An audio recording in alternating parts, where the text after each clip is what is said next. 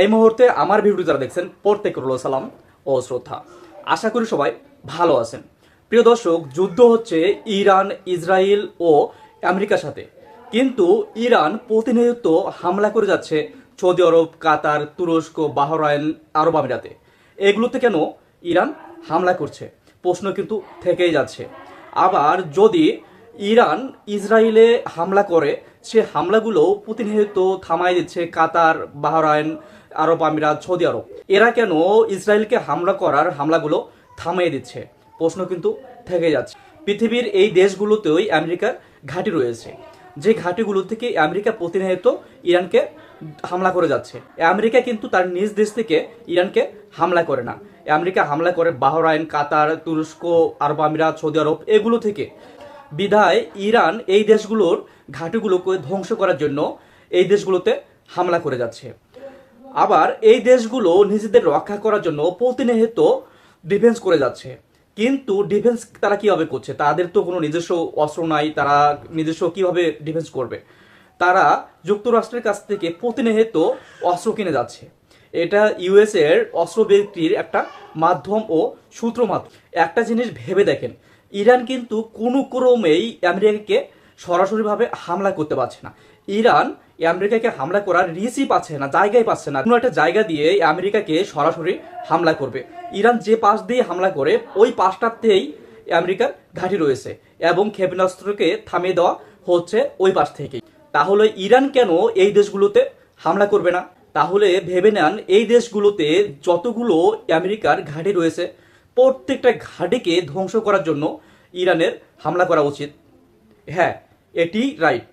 এবার আসেন, আমার দেশ যখন আমেরিকাকে জায়গা দিয়েছে, ঘাঁটি দিয়েছে দক্ষিণ অঞ্চলের কোনো একটা জায়গাতে, সে জায়গা থেকে আমেরিকা কিন্তু অন্য দেশকে যখন দখল করবে, অন্য দেশকে যখন নিজের আয়ত্তে নিয়ে আসার চেষ্টা করবে, ঠিক আমেরিকা এই ঘাঁটি থেকেই হামলা করবে। কিন্তু অন্য অন্য দেশ যখন তারা নিজেকে ডিফেন্স করবে এবং এই ঘাঁটিতে হামলা করতে চাইবে, তখন তারা কি শুধু ঘাঁটি দিয়ে হামলা করবে, না আমার দেশকে হামলা করবে? বিষয়টা কিন্তু ভাববার। তখন শুধুমাত্র ওই ঘাঁটিতেই হামলা হবে না, অবশ্যই অবশ্যই বাংলাদেশকে ধ্বংস করার জন্য, বাংলাদেশকে শেষ করার জন্য যা করা দরকার ওই দেশ সেটাই করবে অবশ্যই। যেটা বর্তমানে ইরান, সৌদি আরব, কাতার, কুয়েত, তুরস্ক, বাহরাইন ও আরব আমিরাতের সাথে ঘটছে, এমনটাই কিন্তু হবে। এক পর্যায়ে যখন যুদ্ধ শেষ হবে, তখনও কি আমার বাংলাদেশ এবং পার্শ্ববর্তী যে দেশ থাকবে, তখন কি এই দেশগুলোর সম্পর্ক ভালো থাকবে? কখনোই না। এই দেশগুলোর প্রতিনিয়ত যুদ্ধ লেগেই থাকবে, রেষারেষি লেগেই থাকবে, যেটা বর্তমানে পাকিস্তান এবং আফগানিস্তানে হয়ে যাচ্ছে। আমেরিকা যখন আফগানিস্তানকে দখল করার জন্য তৈরি এবং যুদ্ধ করে, ঠিক ওই সময়টাতে পাকিস্তান আমেরিকাকে জায়গা দেয় এবং ঘাঁটি দেয়। আমেরিকা আফগানিস্তানের উপরে হামলা করে এবং আফগানিস্তানকে তার আয়ত্তে নিয়ে আসে, দখল নিয়ে আসে। বিষয়টা কিন্তু এমনই। এবং আমার দেশ এবং পার্শ্ববর্তী দেশের সাথে যার যুদ্ধ লাগবে বা সংঘাত হবে, তখন আমার দেশ এবং ওই দেশের অবস্থানটা তেমনই হবে, যেটা অন্যান্য দেশের সাথে হয়ে যাচ্ছে। একটা জিনিস ভেবে দেখবেন, এশিয়া, মধ্য এশিয়া এবং দক্ষিণ এশিয়ার মধ্যে যে পার্থক্যগুলো রয়ে গেছে, সে পার্থক্যের মধ্যে দেখবেন আমরা মধ্যপ্রাচ্যের যে দেশগুলো রয়ে গেছি, এই দেশগুলো প্রতিনিয়ত আমরা আমাদের নিজের দেশগুলোকে আমেরিকার কাছে বর্গা দেই, আদি দেই এবং সামান্য সুবিধা নেওয়ার জন্য তাদের কাছে আমার দেশ বিক্রি করে দিই। আমরা কতটাই অপদার্থ। বিশেষ করে আমাদের দেশ, আমার বন্দর, চট্টগ্রাম বন্দরটা যখন বিদেশিদের হাতে তুলে দেই, বিদেশিদের হাতে বর্গা দেই, তারা আমাদের বন্দরকে কন্ট্রোল করে।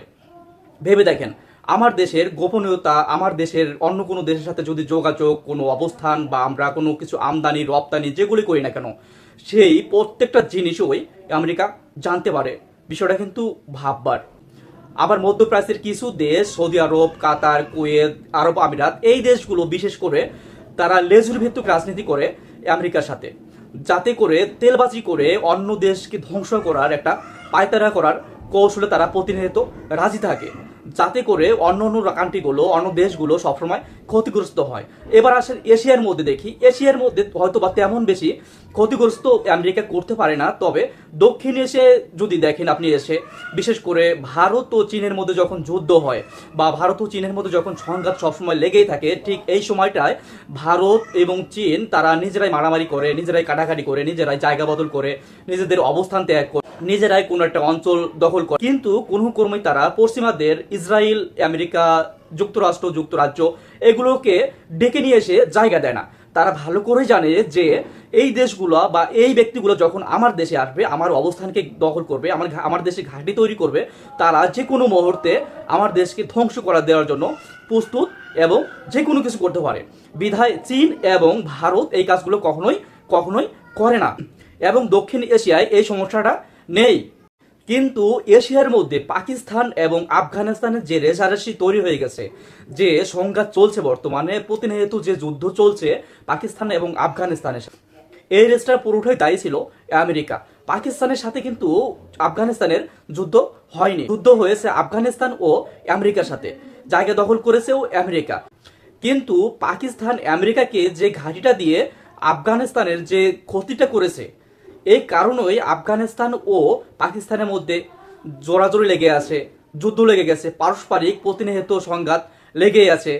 এই ভুলটা দক্ষিণ এশিয়ার অন্যান্য দেশগুলো করেনি, কিন্তু এই ভুলটাই করে ফেলেছে আমার দেশ। দক্ষিণ অঞ্চলে কোনো একটা জায়গায় আমেরিকাকে ঘাঁটি দিয়ে, যাতে পরবর্তীতে যদি আমেরিকা কোনো পদক্ষেপ নেয় বাংলাদেশের জন্য মারাত্মক হুমকি হয়ে দাঁড়াবে।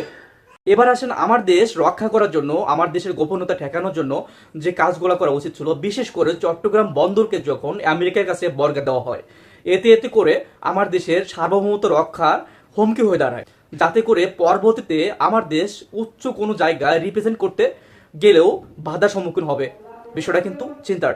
আমার দেশের স্বার্থে কোন দেশের সাথে চুক্তি করব, কোন দেশের সাথে কথা বলবো, কোন দেশের সাথে পণ্য আমদানি করব, কোন দেশের কাছে পণ্য বিক্রয় করব, এগুলো প্রত্যেকটা তথ্যই আমেরিকা জেনে যাচ্ছে। আমার দেশের পারমাণবিক কতটা শক্তিধর, আমরা কোন দেশ থেকে কিনবো, কোন দেশে বিক্রি করব, কোন দেশের ব্যবসার উন্নতি ঘটাবো, প্রত্যেকটা জিনিস আমরা অন্যর কাছে ধরা খেয়ে আছি। আমরা স্বাধীন হয়েও কেন যেন স্বাধীনতা ভোগ করতে পারছি না। মনে হচ্ছে আমার দেশের পায়ে শিকল দিয়ে বেঁধে রাখা হয়েছে, যাতে আমরা ঠিকমতো উড়তেও পারছি না, আমার দেশও ঠিকমতো উড়তে পারছে না। আমার দেশে একটা কোনো একটা জায়গায় গিয়ে পড়ে আছে। এমনটা থাকলে আমরা জাতি হিসাবে, বাঙালি হিসেবে অনেক কষ্ট পাবো এবং দেশকে রিপ্রেজেন্ট করতে পারবো না।